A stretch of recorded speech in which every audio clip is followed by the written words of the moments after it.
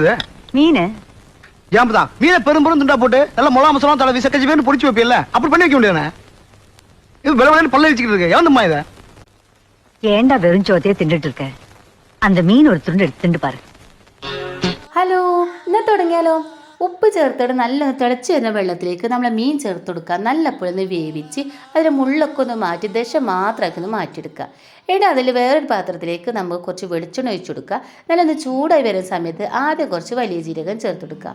അത് നല്ലൊന്ന് ചൂടായി വരുമ്പം അതിലേക്ക് പച്ചമുളകും ഇഞ്ചി വെളുത്തുള്ളിയും ചേർത്ത് കൊടുക്കുക നല്ലൊന്ന് മൂത്ത് വരുന്ന സമയത്ത് നമുക്ക് വലിയുള്ളി ഇതേപോലെ കുനുകുനേനരിഞ്ഞ വലിയുള്ളി ചേർത്ത് കൊടുക്കുക കരുവേപ്പിൻ്റെയും ചേർത്ത് കൊടുക്കുക പിന്നെ പാകത്തിന് ഉപ്പ് ചേർത്ത് കൊടുക്കുക മീനിലേക്കുള്ള ഉപ്പല്ല ഈ പച്ചക്കറിയിലേക്കുള്ള ഉപ്പ് ഇവിടെ നല്ല പോലെ ഇളക്കി കൊടുക്കുക നല്ലത് വയന്ന് വരുന്ന സമയത്ത് ദശ മാത്രമായി മാറ്റി വെച്ചിരിക്കുന്ന മീൻ അതിലേക്കൊന്ന് ചേർത്ത് കൊടുക്കുക ഇനി മീനിലേക്ക് എരിവിന് ആവശ്യമില്ല കുരുമുളക് പൊടിയും കുറച്ച് കളറിന് കുറച്ച് മഞ്ഞൾപ്പൊടിയും ചേർത്ത് കൊടുക്കുക നല്ല പോലെ ഇളക്കി കൊടുക്കുക ആ മഞ്ഞൾപ്പൊടി ആ കുരുമുളകൊക്കെ അതിൽ നല്ലോണം മിക്സ് ആകണം എന്നിട്ട് മിക്സ് ആയതിനു ശേഷം നമുക്കൊരു പാത്രത്തിലേക്ക് മാറ്റി വെക്കാം എന്നിട്ട് നമുക്ക് ഒരു കോഴിമുട്ട പൊട്ടിച്ച് വയ്ക്കാം എന്നിട്ട് അത് നല്ല പോലെ ഒന്ന് ചിക്കിയാണ്ട് ഈ മീനിലേക്ക് നമുക്കൊന്ന് ചേർക്കണം